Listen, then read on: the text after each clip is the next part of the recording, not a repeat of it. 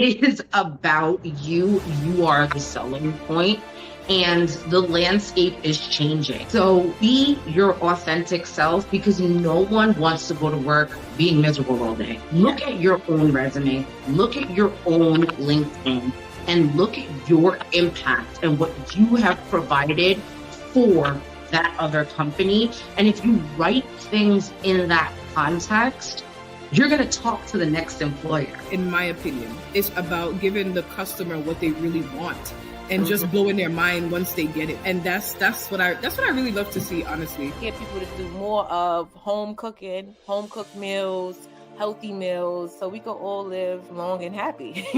I'm very proud to be a mom because not for nothing, women are amazing. Oh my God, the sacrifice,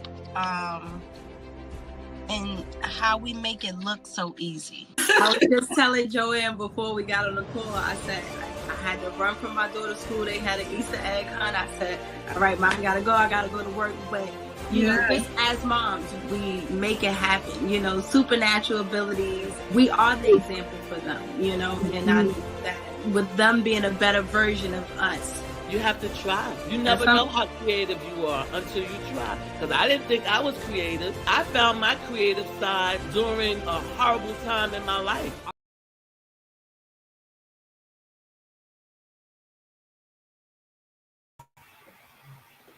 Hello, everyone. Happy Thursday. I am super excited for yet another Thursday that we are here for our Lunch and Learns. We are getting up to the holidays. We are about to go into Thanksgiving and then the mad dash to New Year's because I feel like once we get into November, everything just back to back and we're like gone. It will be in New Year's in a blink of an eye. So today I have with me who will be joining a very special person. Her name is Kandace Sanders. She is a seasoned commercial real estate professional specializing in ESG advisory solutions. And we're going to learn a little bit about what that is. With a robust background in business administration and project management, Kandace is dedicated to helping clients achieve their sustainability goals through strategic planning and execution. And when I tell you this young lady has a great background. She is an amazing individual. When I met with her, I was just blown away by her presence, her demeanor, her command. So I am excited to hear what she's going to be talking about today when she is going to be bringing to the forefront, make it make sense, salary negotiation for women of color. And trust me, when I think about that, there's so many stories that I can bring into the space, but we'll leave that for the Q&A later. And we definitely hope that you join us in asking any questions throughout her presentation. She will be talking about an overview of current pay gaps. She'll also be talking about importance of salary negotiation in your career and how to go about doing that, debunking common myths and misconceptions, techniques on how to do it. Like, this is gold. So we are excited to have her, and I'm going to welcome Kandace to the stage. Hello, lady. How are you? Yeah, well, that was an introduction. Thank you so much. It is all true because you are an amazing person, and I am grateful to even have you to be a part of our board and to have you on our Lunch and Learn for today. I appreciate it. I'm so excited to chat and really interact today. I'm super excited to have so much to share. Thank you for the wonderful introduction. So yeah, let's get into it. I love talking about money, so let's get into it. Let's do it. So I'm going to bring up the screen and I'm going to let you take the wheel. Go. Awesome. So yep, today we're talking about salary negotiation. I definitely want anyone listening in today to get the tools they need to effectively negotiate their salaries and get to the bag. That is what we are all about. So if we can just move forward, I want to give you a little bit about me. I know Athena, you gave me such a wonderful introduction. Like, how do we top that? But about me, yes, I'm a CRE professional. CRE stands for commercial real estate. I've bounced around a little bit. I worked in research and then capital markets, and now I'm in sustainability, specializing in ESG solutions. So ESG stands for environmental, social, and governance.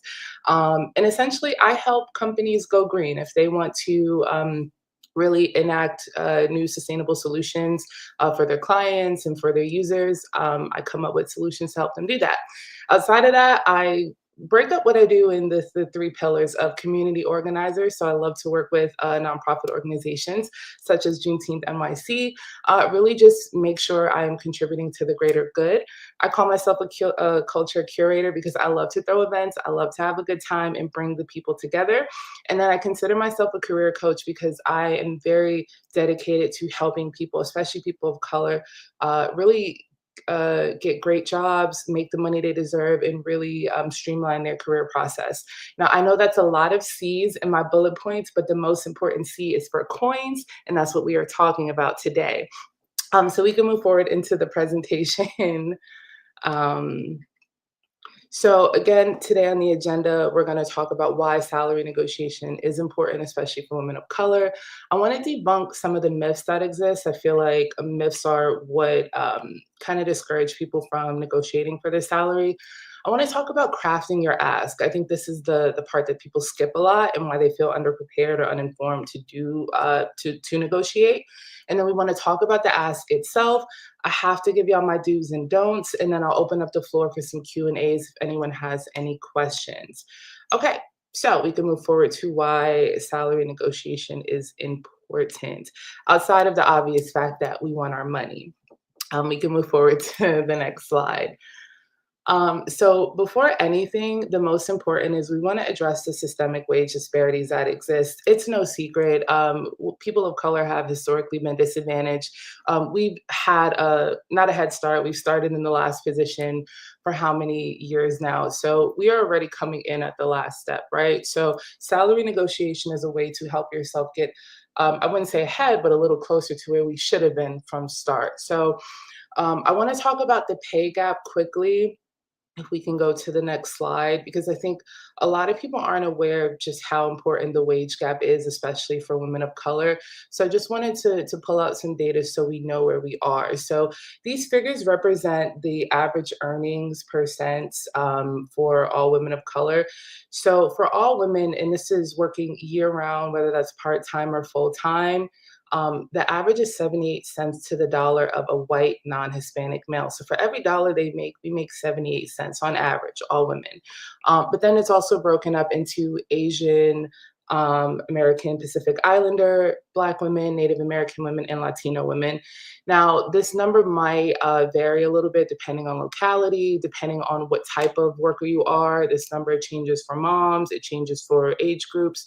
But on average, this shows that we are behind, right? The pay gap does exist.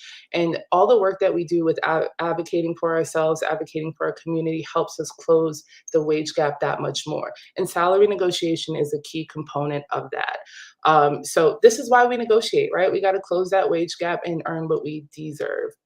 So we can move forward and get into more, some of the technical reasons of why we want to negotiate. So next, this is the obvious one. It's the cornerstone of our financial stability, right? Our salary being. So for most people, unless you're a hustler and you got 10 other jobs, usually your job is what pays most of your bills and takes care of your, your hair, your nails, your food, how you live your life. So if your salary is really paying 95% of your bills, you want to be a little more intentional about what you're fighting for and the amount of money you're making. So that's why it's important to negotiate. We can move forward.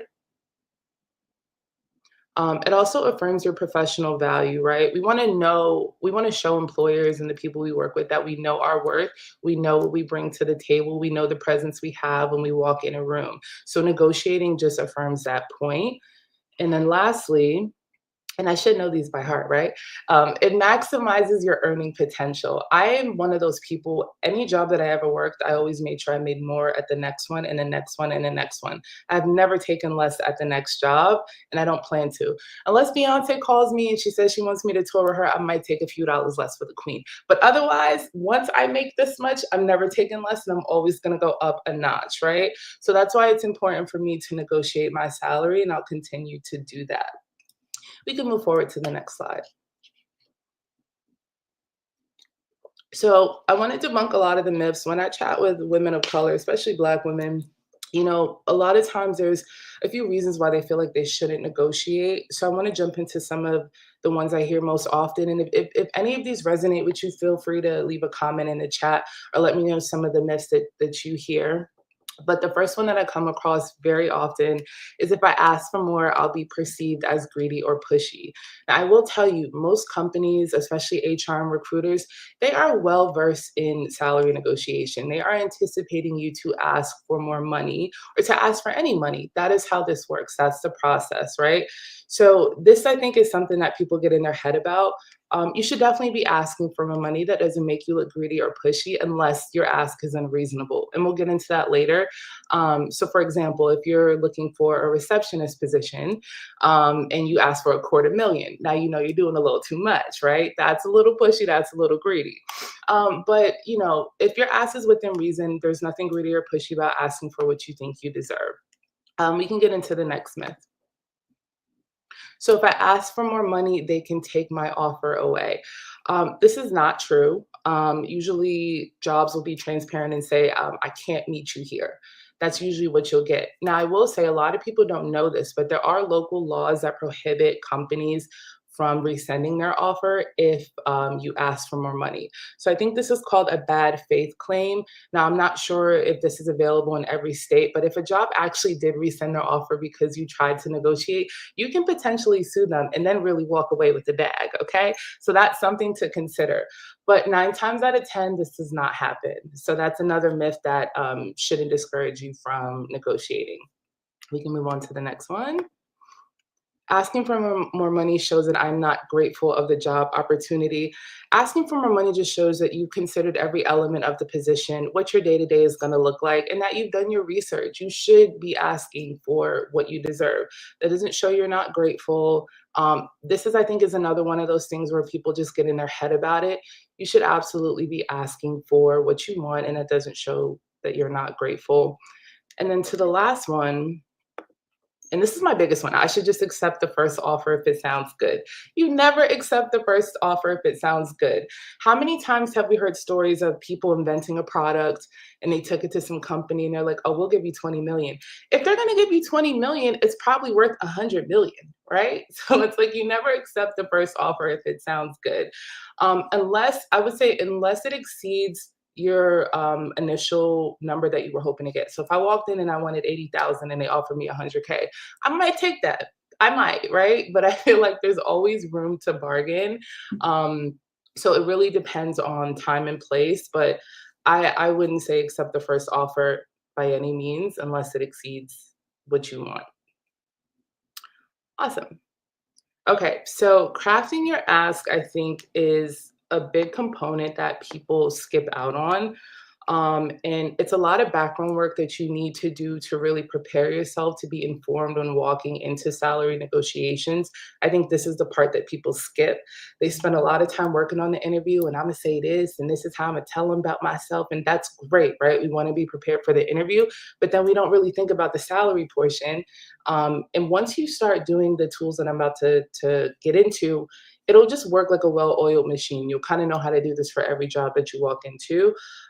So I want to get into the different ways we're going to craft our ask. So first, I want to talk about benchmarking where you are professionally. This has done wonders for my career and my pockets, okay? So first, what I like to do is create a master list of my work history and skills, very similar to your resume. This doesn't have to be fancy, but I literally, even if you take a piece of paper and we write the old way, right, on a piece of paper, we write out every job that we've done, the skills that I know how to do, my work history. It doesn't have to be as fancy and elaborate as a resume, but we just just want to kind of have that where we can see it listed out. I know this can be a lot for some of us who have a very extensive work history, but this is going to lay the groundwork for benchmarking where you are professionally, right? I know it's tedious, but it's going to help you in the long run. So next, what we want to do, and this one I cannot stress enough, you want to quantify your experience using relevant metrics. Companies love metrics. They want to see numbers. We want to know what you did, right? So for example, if you worked in a call center environment, and let's say you said, I answer the phones and I speak with customers. How many customers are you speaking to on a daily, right? So I'm speaking with upwards of 200 customers. That is letting employers know the volume that you can handle. It helps paint a better picture of what your capabilities are, and that's what they need to see. If I say I worked as an executive project manager, I want to tell them how many people I managed on that project. I want to tell them how much money was spent on that project. That was a $10 million project, and I managed 8 associate project managers.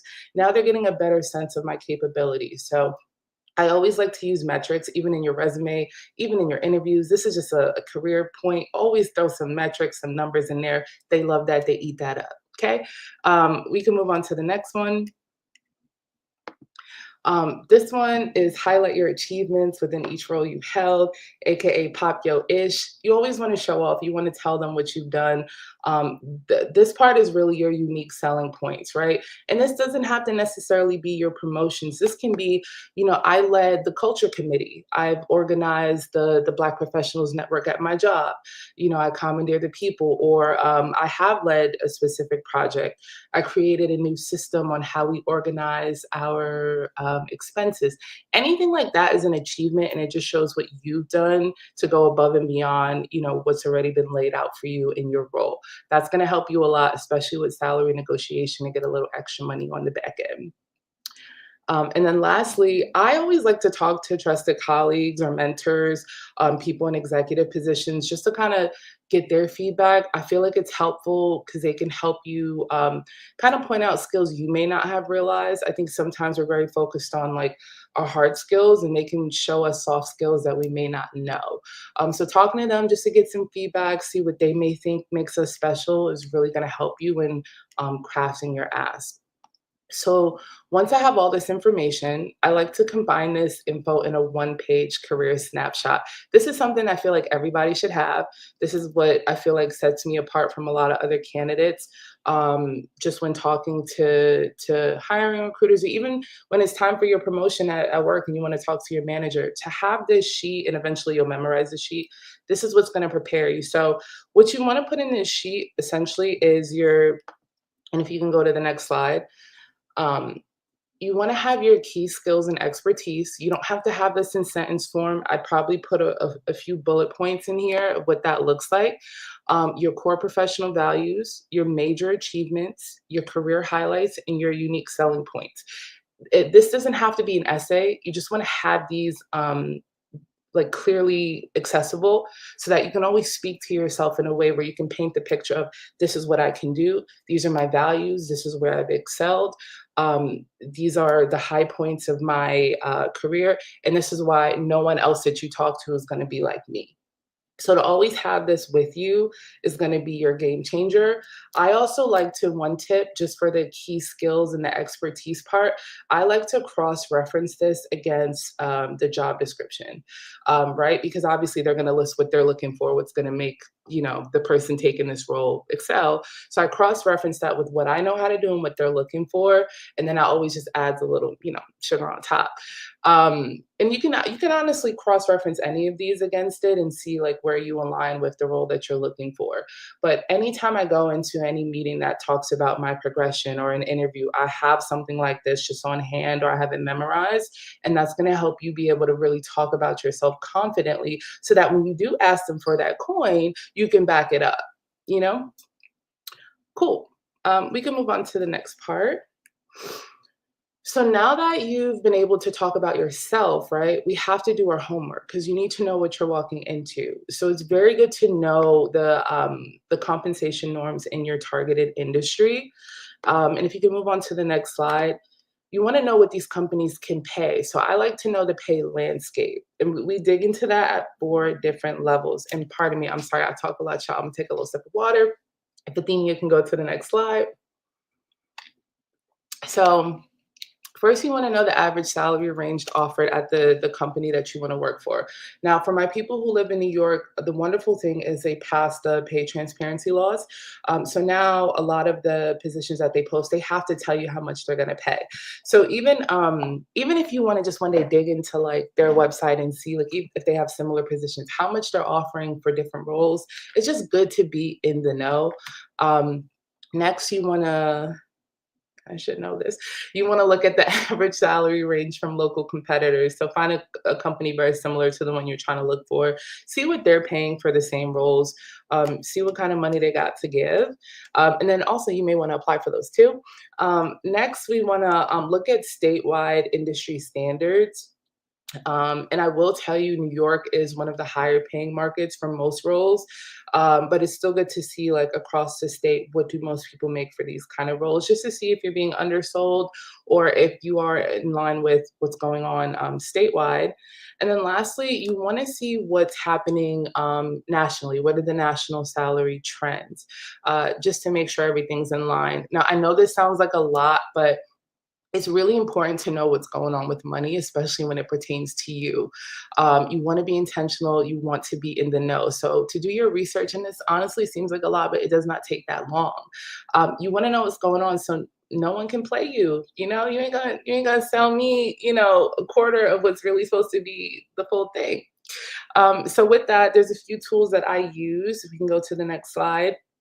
I like to use Glassdoor. I swear by Glassdoor. Glassdoor has saved me many a times. Glassdoor is a great resource for you to use. I'm sure most people are familiar with it. If you're not, get on Glassdoor. They share a lot of salary information. They also have great tips on interviews, company reviews, just to give you more of the insider information about what goes on at these companies and what the pockets is looking like. The U.S. Bureau of Labor Statistics, this one is a little more heavy, but if you want some real data and you want to know what these companies are paying and what the industry standards are, that information is publicly available. That'll give you the national salary trends. Other sites like Indeed, LinkedIn, those are cool too. They usually have a lot of information on there. So I'd always use those. But a lot of this, it seems like a lot. It doesn't take a lot of time. You just got to do a little digging. And then, you'll be well informed, and that will prepare you to really walk into these negotiations, and you know your stuff. One last recommendation I would say, if you're the type to network, I'd also talk to people in the industry. I do some one-to-ones and just kind of get a feel for stuff. Obviously, I don't think it's appropriate to ask people what they make when you're networking, but just to get a sense of, like where the benefits lie and if they feel, they've been properly compensated in these positions. You got to feel it out with people. Or if it's someone you really trust, maybe an executive position, and maybe you don't ask them what they make, but you say, hey, I've been offered this. Do you feel like this is in line with industry standards? You got to feel it out, but it's good to just know people in the industry that you want to work in. I feel like they can be a good resource for you. And then some people will tell you point blank period what it is. So you want to kind of find those people. Those are good tools to have as well. So we talked about the basics, right? Benchmarking where we are professionally, how to find the national standards for salary, how to do our research, right? But I think money is great, but we want to consider other valuable components for our ask, right?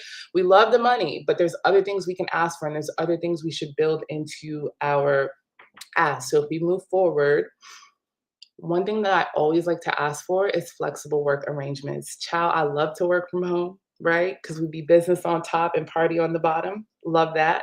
So if there's an option to get remote work or maybe flexible hours, maybe Fridays you don't have to come into the office, that is something to bargain with, right? So I always want people to consider flexible work arrangements. That's super important. The next one is professional development. Now, this is one that was super important to me when I came into my new role. So budget for conferences and training, mentorship programs, that one is, well, I don't know. It depends on the company. And then tuition reimbursement. So I actually negotiated to have a budget for conferences and for professional affiliations, because I go to a lot of conferences and I network. I network with a lot of people, and a lot of these associations, they want you to pay a membership fee. So I told my company, me going to these conferences and me talking to these people is a great look for y'all. So y'all should, cover a little bit of my transportation and my fees. And they met me where I wanted to be met. And a lot of times I think people overlook these things and they don't consider that there's value in asking for coverage here. And that a lot of companies would be willing to pay for these things if you brought it to them. So professional development is definitely one that I would consider asking for. The next one would be additional time off. We love extra vacation days. Most companies have a standard offering, and I think it's tiered by the years that you work. It don't hurt to ask for a few more days off. It doesn't. Parental leave, caregiver support, summer Fridays. I mean, that one, it really depends on the company, but maybe you want a few more personal days out the year. Maybe you like to go to Italy in May, and most people go in August. I don't know, but ask for it. The worst they can say is no, and then you'll decide what you want to do from there. And then lastly, is health and wellness benefits. This one really varies by company, because some companies already have this kind of built into their benefits package, but maybe you want a better health insurance program, wellness program, stipends, mental health support. It really varies with this one, but some companies, if they're smaller, they may have more leeway to offer you something a little more comprehensive. But again, it doesn't hurt to ask. Right? So this is something else I want people to consider when they're thinking about salary negotiation. It's bigger than the money. It still has to make sense. And the peace of mind you get working from home.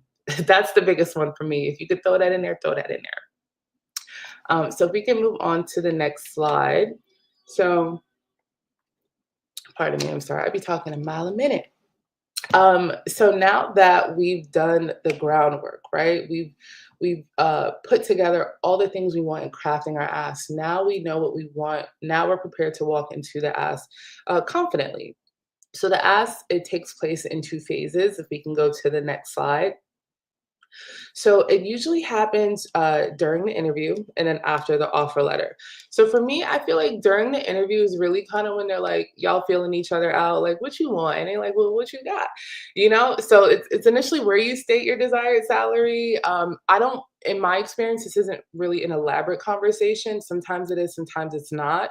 But it's just good to know what you want. I'd always recommend a range instead of saying a specific amount. And then after the offer letter, this is really where they say, this is what we're prepared to give you. And I feel like this is where most of your negotiating skills will come in. And you'll have the opportunity to counter and potentially restructure your offer. Again, a lot of this, it usually comes via email. So you have time to really think and craft what you want to say in response.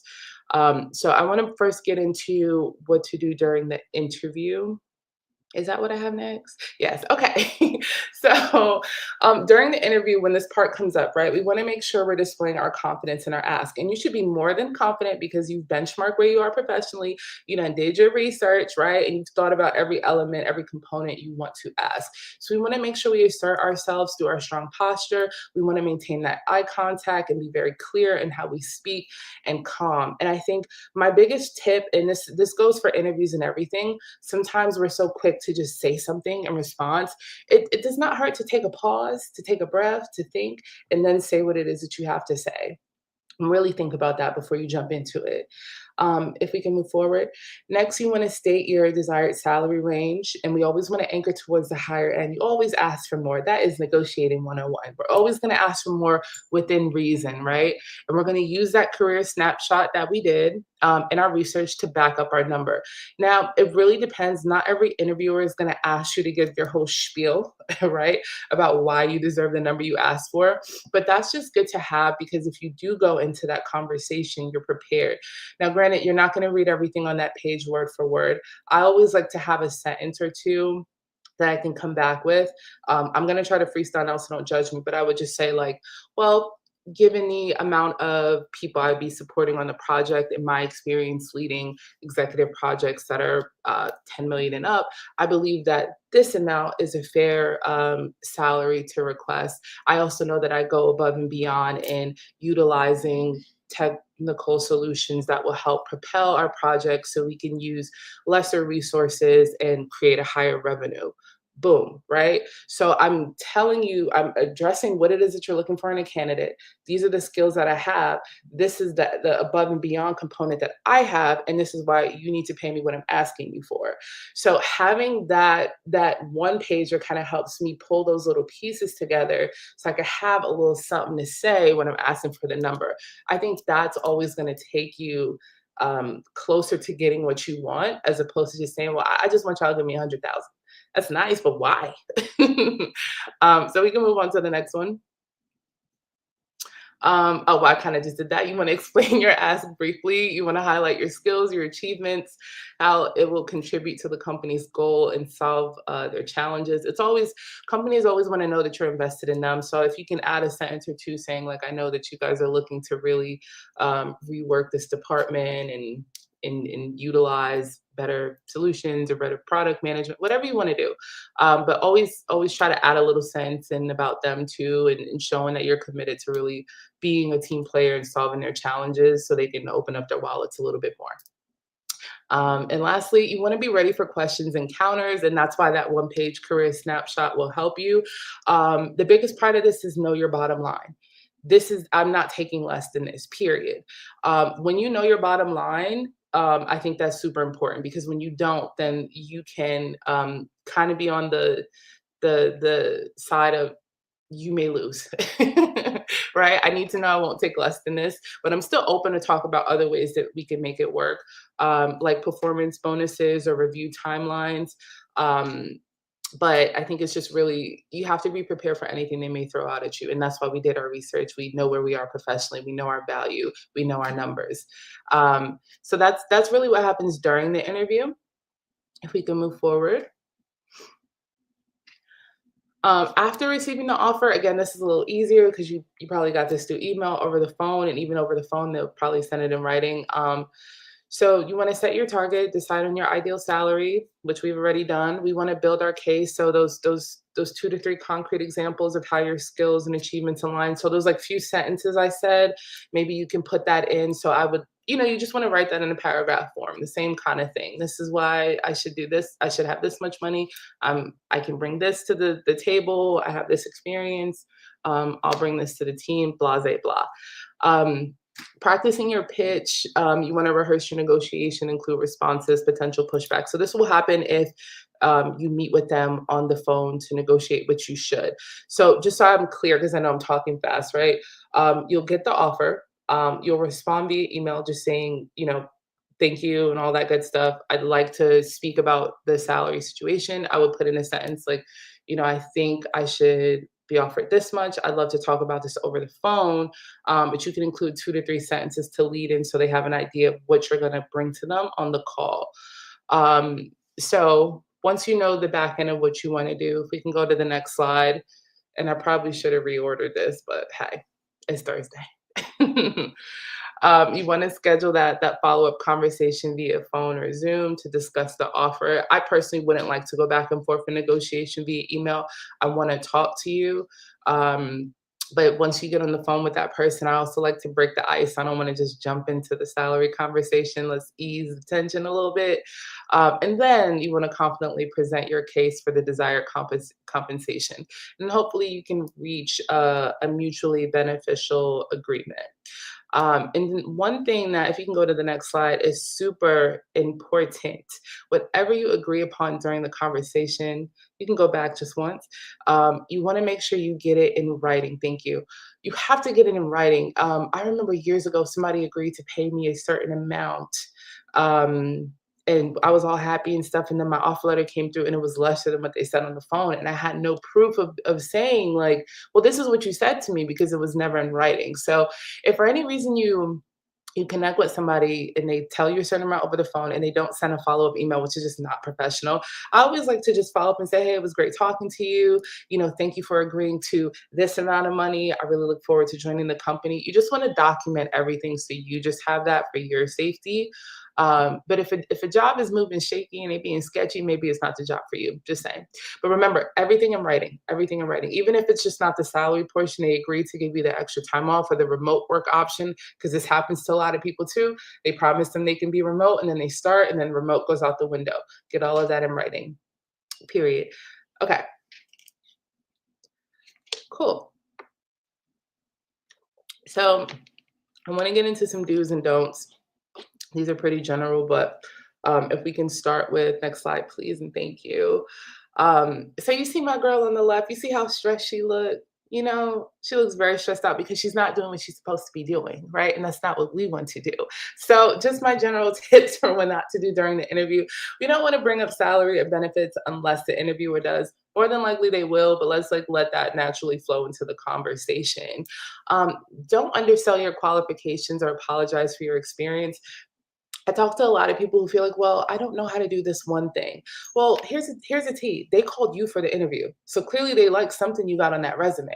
So underselling yourself is just going to give them more reason to pay you less. Please do not do that. Never undersell yourself. Speaking negatively about your previous employers, that's just rule of thumb. Even if that's the tea, just keep that tea to yourself. Please don't lie about your current or previous salary. There are a lot of tools now to verify that. I know a lot of people do it because they think that'll get them more money. You don't have to do that just because, let's say you were making 60K and you're interviewing for a job and now you want 90K and you feel like that's too much of a gap. That has nothing to do with anything. If the position you're going from is, let's just say it was a receptionist and you're jumping into project management, these are two different levels of work. So of course there would be a 30K gap in the salary. So no need to lie about it because that can come back to bite you. I would say do not provide a specific salary number. If you're pressed for it, if they really try to nail you down, I always give a range. I don't care if your range is only $1,000 apart, it's still a range, okay? Because once you nail down to a number, it's really hard to move from there. And again, we always want to move to the higher end of that number. And then don't appear disinterested. Obviously, we want the job. We want to be cool, but we still want to appear interested. And don't be overly eager. Obviously, we don't want to be too thirsty because here's the thing: it's just as much as they're interviewing you, you're interviewing them. So we don't want to be too cool, but we don't want to be doing too much either. This is a mutually, beneficial situation. So there has to be a balance there. So now let's get into what to do during the interview. And look at the change in my girl on the left. Do you see the posture? Do you see the smile? Okay, she done got her braids done. She's doing big things, right? So we want to highlight our achievements and our skills. We want to speak confidently, and of course we'll do that because we benchmark where we were professionally. We want to ask thoughtful questions about the role in the company. We want to really have done our research too on what the job entails. We want to express our enthusiasm for the position, but we don't want to be doing too much. We're not thirsty, and we want to listen actively and take notes if needed. And now just one point I will say about the taking notes. Sometimes you'll go into an interview and once they start talking about the day-to-day, and I always ask about the day-to-day because they may say, oh, you just gonna be doing this, that, and the third. And then once you really get into it, it's like, well, I'm doing a job of 3 people. So I always take notes on those points because then I feel like now I'm gonna ask you for even more. Because I don't know about y'all, but especially women of color, we raise our hands to do a lot. We take on a lot and we wind up doing the job of multiple people in most places, but we're making less than people who do less. So I'm big on really listening to what that day-to-day looks like. Because in the moment you may have come in, you said, I'm only gonna ask for 90 and you assess the situation, you scope the scenery. No, I'm asking for 110, right? So just listen actively and really get a sense of what's going on. And then obviously you want to thank the interviewer for their time. And they should be thanking you for your time too, because that's valuable. That's currency. So now we're going to move on to what you want to do after the offer, what not to do. Obviously, we don't want to accept or reject the offer immediately. It's nothing wrong with taking a nice pregnant pause. Let's think about it. I wouldn't recommend negotiating over email. We prefer phone or in person or over Zoom and Teams. Making ultimatums or threats about walking away, that doesn't usually happen, but I have threatened to walk away from a job. I was much younger. I was in my early 20s and I thought I was that girl. I was, but I was doing too much. But we don't want to do that. It's not professional. And I feel like we always want to find a way to make it work. We want to provide personal reasons, don't provide personal reasons for needing higher pay. As much as we have things going on and life be life and we may have responsibilities, the employer doesn't need to hear that. And the hard truth, half the time they don't care, right? So we don't want to divulge too much information. And again, we don't want to lie about other offers or your current salary. So sometimes we'll say, well, these other people want me to go work there and they're offering me 100K. Sometimes an employer might be like, okay, well, fine. Well, we don't really care that much. You could go over there, and you didn't even have that opportunity waiting for you, right? So we don't want to do that, because you might set yourself up for failure. So what you do want to do, moving on to the next slide, excuse me. After the offer, obviously, you want to express appreciation. Thank you so much for considering me. We want to ask for some time to review the details, as if you need it, because sometimes an employer might say, oh, please let us know by the end of day. And I'm big on, you ain't finna rush me. Okay, let me think about it. Let me take my pregnant pause. We do want to schedule our follow-up conversation to discuss the offer. We want to prepare a clear data-backed case for our desired salary. So when I say data-backed, we're just using what we did in our career snapshot, all of our research we've done, to just make sure we're being clear and concise and why we're asking for a desired salary. Again, it doesn't have to be an essay, but we're just letting them know, I thought about this number. I'm not just throwing things out here.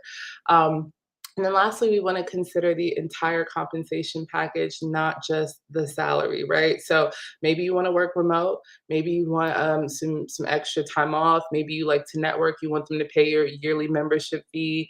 Maybe you want them to give you some tuition reimbursement, whatever it is under the sun. Make sure we're considering that in our negotiating. Moving on. Oh, final thoughts. This is fun. Okay, so my final thoughts, I will say, because I meet with a lot of women, especially Black women, even Black men, just all people, young, old, people of color, non-people of color. I just feel like a lot of times, depending on where you're at in life, you feel like, I just need a job. I just need some money coming in. And we really miss the part of negotiating for our salary. And then we end up in these jobs where you may not get a raise for like 2 years. So you're stuck making the bare minimum, and you're working hard. And it's just like, this is a lot. And I will say, especially in corporate America, it's hard because it can be intimidating. And it's a lot of work. And some days you go through that, like, I'm just lucky to be in the building. And at least for me, like I went through imposter syndrome and thinking that I wasn't sure if I should be at this spot. But I always try to remember, even with like an interview with a job, like, I got this call for a reason. I deserve to be in this space. I know what I bring to a space. I know what I bring to a team. Beyond what I can do technically, I know my energy, I know my heart, and I know that I deserve good things. So I'm going to fight for myself, because if I don't, no one else will. So salary negotiation is a key part of that. But a lot of this, it goes beyond just work. It goes into our life. We have to negotiate everything, right? Our time is currency. We have value in so many spaces. So we have to negotiate for everything we have. And I know it sounds like a lot and it sounds like it's tense, but it's setting boundaries and really being clear on who we are and what we bring to the table and what we like and what we don't like. So salary negotiation, these skills, they expand beyond your career, and they really help set the tone of how you want to live your life and what you think you deserve and who deserves to be in your orbit and who doesn't. So I'm always going to advocate for people to go for theirs and get what you want. But we also have to be accountable that there's some responsibility on our end to do the work. And once you do, it just becomes ingrained in us. And then we start getting these opportunities and getting the things that we want. So that was my little spiel about going for yours. And if we move on to the next slide. So now go get your coins, go get your money. Yeah, I like this slide. This is a great slide. Go get your money. And look at my girl. She done got her offer. She got all the money that she wanted. She done took her braids down and put it up in a ponytail. She's doing big things. I will say that. And then now I'll open it up for a Q&A.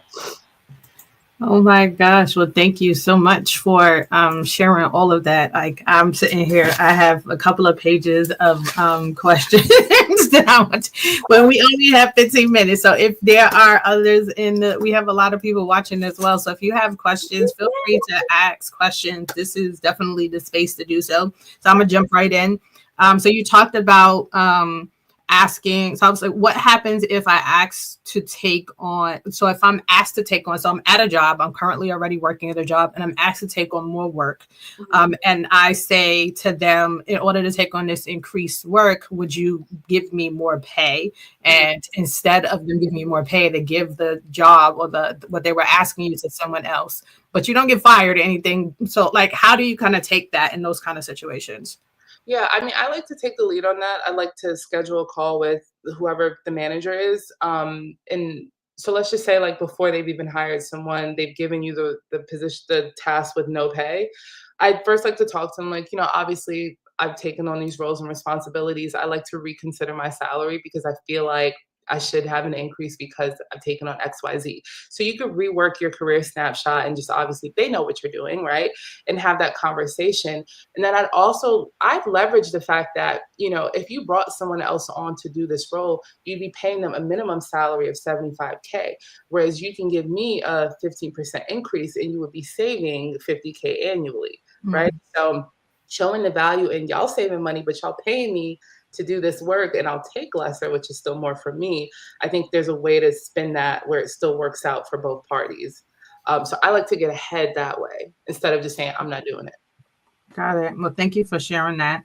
Next question is, what if you have the experience, but not the desired education for a role? So you go and it says, oh, we're looking for someone with a master's degree and 3 to 5 years experience. And maybe you have 30 years experience or 10 years experience in that area and maybe a bachelor's or associate degree. Yeah, so you just really have to bridge the gap and tell the story of, yeah, this person might have a master's degree, but they're fresh out of college with no life or work experience. No shade to them. Whereas you have 10 to 30 years of experience. So you really have to tell the story of the level of your capabilities without a master's degree because you've been in the field. So I feel like I would focus on that instead of not having a master's degree. I think you would probably make more than someone fresh out of college with a master's because you have 10 to 30 years to pad your resume as opposed to just being in the classroom. Love that. Thank you for answering that. So we are currently going, especially with everything that's going on, and I'm going to get into a couple of questions under the DEI umbrella as we're going into this new administration. But we're going into an employer market where more associates are applying for the same job. And all of these major box corporations, especially with that working from home thing, they're cutting that completely out of the deal. They're like, we're giving you work from home. Now everyone has to do 5 days at the office or have a nice day. What would you say to those in those conversations? It's really tough, honestly, because a lot of companies are fighting for it. I think you may have to rethink the type of work that you want to do. I finagled around that because the type of team that I joined. So I joined a team that wasn't based in New York. I joined a team that was based in North America. So no one I work with sits here. So I don't have to sit in the office. So maybe you start thinking about different types of roles that you want to apply for. But the reality is, I work in real estate. The reality is these companies are paying rent for these spaces. They need to put some butts in the seat. So it's very hard to find remote work unless you want to do heavy administration-based kind of stuff. So maybe rethink the type of positions you want to apply for, or just bargain for Fridays. That definitely works. Work from home on Fridays or Mondays, because Mondays is usually a hard day. Make that your administration day. Yeah. For sure. So now I want to jump into a little bit deeper. And these are not questions that we actually shared or even talked about, but because we are going into this administration, I know you can handle it, building and the removal of DEI in all different areas of things. How can companies integrate DEI values into their culture to ensure support for diversity, even if official DEI programs are limited? I'm going to be honest, in my experience, I feel like it's happening at the team level as opposed to national. So I feel like it's really, I'm leaning on my executive managers on all of our bigger teams to really help support, like the culture committees who are trying to infuse those initiatives on a smaller scale, and then bring those teams together to kind of gradually work our way from the bottom up. It's not filtering down anymore. We have to work our way up. Yeah. So when you find people like me who are passionate, you find those few different people, you have to bring them together, and then get the executive teams aligned with us to get the support. They have completely wiped these budgets out for most companies. So you're not going to get it from the top, bottom up, in my opinion. No, I have so much to say, but we don't have the time. We need to have a part 2 to talk about this part. Sure. So talking about the future of diversity, and for those who don't know, diversity and equity, employment, when we are talking about that, what trends do you foresee coming down the ladder in this new administration? I don't have positive things to say. I will say that. I know, and I don't want to misspeak, but I feel like I know a lot of companies before were more encouraged to hire more diverse talent. And I feel like a lot of those initiatives are going to be cut. And I think this is all the more reason to really be able to articulate your experience and your value as a candidate, regardless of what you look like. Because there's no incentive to hire you just because you come from a certain background. And it's unfortunate. And I also feel like we really need to lean on the power of networking and just connecting with the folks who have a foot in the door to help us get in, because those other initiatives do not exist. Or I just feel like they're going to cease to exist. Yeah. You know? So we really have to get crafty on how we're helping each other. And stuff like this, knowledge sharing and resources, and we have to do it. And I feel like in our communities, we do it to an extent, but we have to continue the work. And we say it all the time, but we really have to do it. Yeah, I agree. I know you talked about you working with other individuals and doing workshops and mentoring and stuff like that. Can you talk to us about that and how people can get in contact with you? Yeah, listen, I've been doing all this stuff like for free for years because I'm one of those people, like, I'm going to help you because I want somebody to help me. And, you know, I'm very fortunate. I've always just researched and talked to the right people. And I figured I need to start formally doing this. As of now, you can email me. I think next year I'll unveil official services, but regardless of pay or any of that, I'm happy to help anyone. I had a slide that had my contact info, but I can put it in the chat too. But I'm happy to help anyone. Feel free to contact me on LinkedIn. LinkedIn is a great place. Also, just in general, a lot of people are not on LinkedIn, and LinkedIn is where you need to be. Like all career, all the way around, you need to be on LinkedIn. I'm surprised at how many people of color I meet who are not on LinkedIn. Get on LinkedIn for the jobs, for the networking, for everything. But yes, you can join me on LinkedIn. You could hit me on my email if you want to do a one-to-one session with me. Catch me while I'm free. I will say that. I was about to say, you're talking about making sure know your worth, and hello, that is knocking on your door. But I mean, there is a level of providing service to our community, and I feel like that is exactly what we're about to go up against, where bartering is going to be the main form of currency, especially in the Black community. Absolutely, and I'm big on. I have no problem giving you the tools, but I'm not going to build the house for you, but I give you what you need. And I feel like that's where my bottom line is. Like, I'm not going to go that far, but I'll give you the basic tools because it costs me nothing. And that's when I get a little like, all right, now you're taking advantage of me, right? So I know my worth there, but I have no problem helping anybody because I know how hard it is. The job market right now is terrible. I know people who've been waiting for months, for years. They can't find anything. It's very hard right now. So if I could help us, you know, I'm going to do that. Absolutely. Yeah, I can totally agree. So I hope you were able to screenshot that for sure. It is some great information. Last two questions before we close out. What do you want people to walk away from this conversation with you today? I just really want people to walk into these spaces and just know, like, you have value. I just breaks my heart when I see people so like freaked out about asking for what they want and what they need, and it's just, and that's to go into tangents because I know we got a time, but my friend, she called me the other day crying before our interview because she felt it was for a grant writing position at a hospital and she didn't know how to write grants. But I'm like, but they called you. So it was something on there that they saw. They called you and she's freaking out and she didn't want to do the interview. And I'm trying to talk her off the ledge. And I hate to see that because I just wish she was able to know that she had the value, she had the skills. There's something there. You got the for a reason, whether it pans out or not. So I want people to be able to walk into these rooms, and especially when I know sometimes it's intimidating, and just have that confidence and know who they are. And, sometimes you don't get the call back, but you got the experience, so you're more prepared for the next time. So we always say know your worth and then add tags. Reasonable tags, but know your worth and add that tags for sure. Awesome. Well, thank you for that. And our last question for today is around Juneteenth. What does Juneteenth mean to you? Oh my God. I think Juneteenth is important because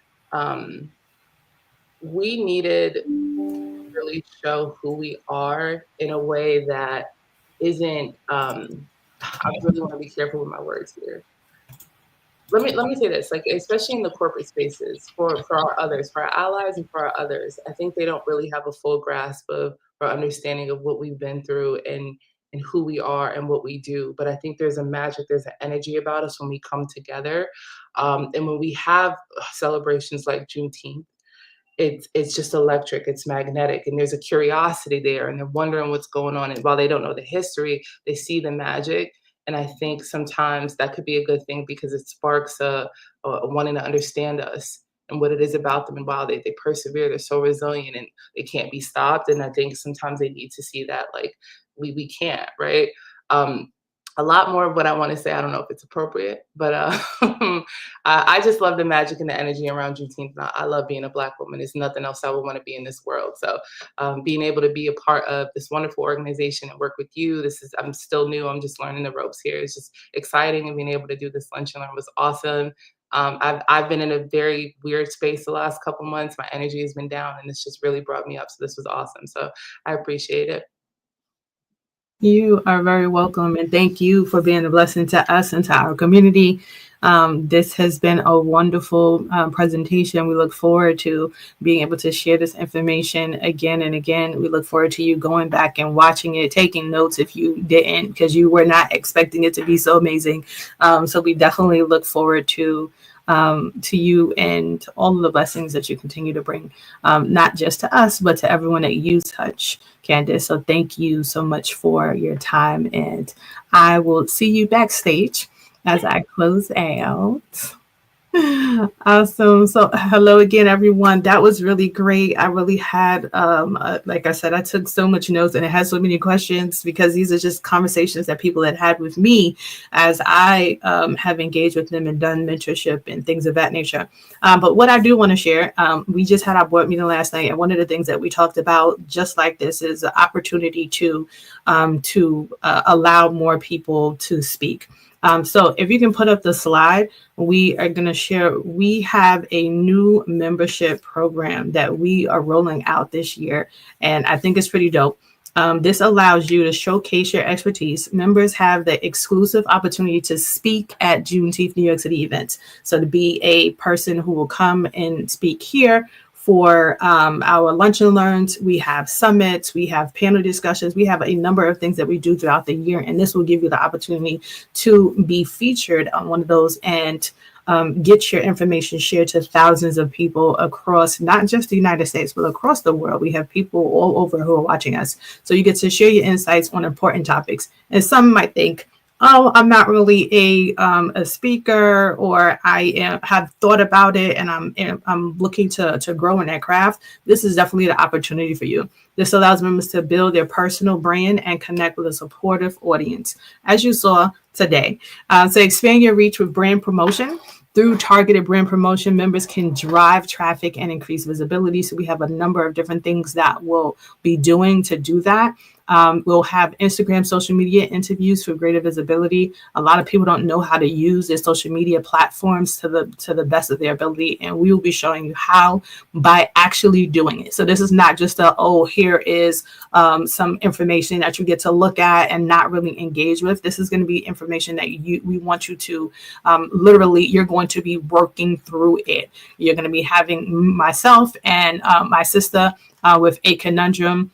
She has over 205,000 followers. We have almost 4,000 followers on our page, and we will continue to use our platforms to spread what we have. We also have partnerships with organizations like CBS that you'll get to present at.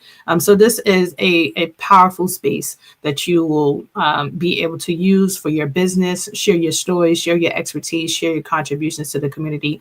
And lastly, diversify your membership, your profile. This program includes a range of community roles, mentors, artists, health advocates, business professionals, fostering a space where diverse voices uplift one another, where people will be able to pour into one another. People of like mind are in the same space and being able to collaborate and to help build each other. Like I just shared, we are going into a space where we're going to need to be collaborating with one another and bartering services with each other. And this is the best way. You want to be in a space where you're bartering with someone of something of value for you, something that you consider of value that you wouldn't have to pay for the service that you would be able to offer. So this is very exclusive. As you see, there are very limited spaces. We're only taking 36 members because we want to make sure that we are giving our best and putting all of our information in that we can, and so that we have enough space to really highlight people. Like I said, we're going to be doing live interviews with individuals. So we want to be available to do so. There's only but so many weeks in a year. And guess what? We got to have a life too. So we want to make sure that we are honoring our value to you. And we will only be allowing for 36 members to join this program. We are doing a info session next week, Wednesday at 7:00. So if you are interested, please go to the QR code on the flyer. We'll also have this on our IG page as well. So we definitely look forward to having you join us. And thank you for this. And just going to close out again.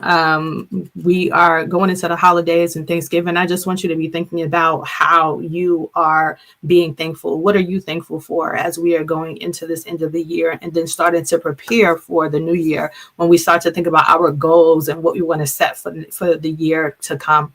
Start working on them now. Start planning them now. Do not wait till the end of the year, because if you wait till the end of the year, something is always going to come up that's going to cause you not to have time to do it. So do it now if you have the time.